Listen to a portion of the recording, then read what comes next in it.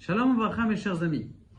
Baruch Hashem, tout Bishvat est passé, mais il faut qu'il nous reste un petit peu de fruits de cette grande fête extraordinaire. Comme vous le savez, on doit faire la bracha sur le meilleur fruit. Maintenant, on a une marloquette, mais la question qui se pose, si j'ai en face de moi, Baruch Hashem, une belle assiette de fruits, sur quel fruit je dois faire la première bracha?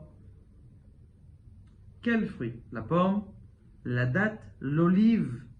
Ou est-ce que je dois faire sur le chez Rianou que je viens d'acheter une passifleur? J'ai acheté une passiflora à 8 shekels.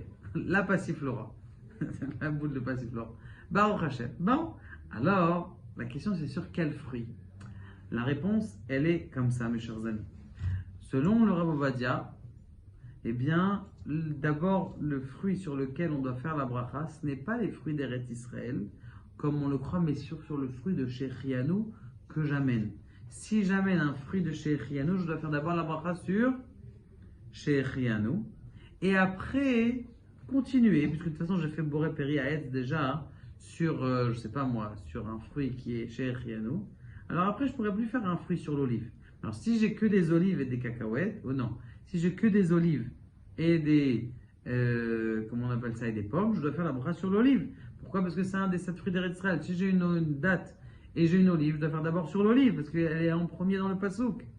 Donc ça, c'est le inyan. D'abord la première bracha chez Echianou. Deuxième bracha, il n'y en aura pas, mais sur, comment on appelle ça, sur le fruit d'Eretz Israël.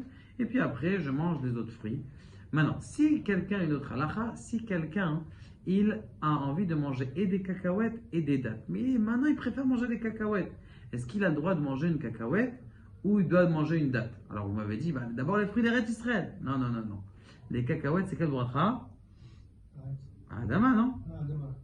Comme les cacahuètes, eh bien c'est Adama, eh bien, ce que je dois faire d'abord, si je préfère les cacahuètes, comme c'est une autre bracha, c'est pas une bracha Boré Peri Haetz, alors j'ai le droit de commencer par la cacahuète. J'ai le droit de commencer par un fruit qui est Adama et après passer à un fruit qui est des fruits d'Eretz Israël pour faire dessus Haetz. Voici. Maintenant vous allez me poser la question, mais pourquoi je dois devancer ça? C'est déjà pas mal que je fasse une bracha sur le rabbin. La réponse elle est comme ça.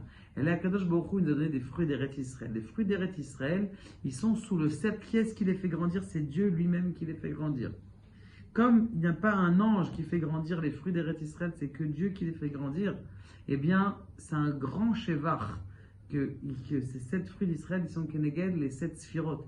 Comme le shevar, c'est-à-dire l'honneur qu'on donne à Dieu en utilisant ces fruits, eh bien, c'est un honneur de dire, voilà, je prends ton fruit à toi, que toi-même, que tu fais attention. Tu es l'agriculteur, c'est pour ça que c'est sur ça qu'il faut faire la bracha, et pas sur un autre fruit. Maintenant, dernier détail, si quelqu'un, il a pris une pomme, il ne sait pas, il ne connaît pas la bracha, ou je sais pas, il a pris la pomme, il a fait Boré Peri Haetz, et maintenant il a une date à côté, c'est Vadaï qui ne va pas faire et sur la pomme et sur la date. Baruch Adonai le'olam amen.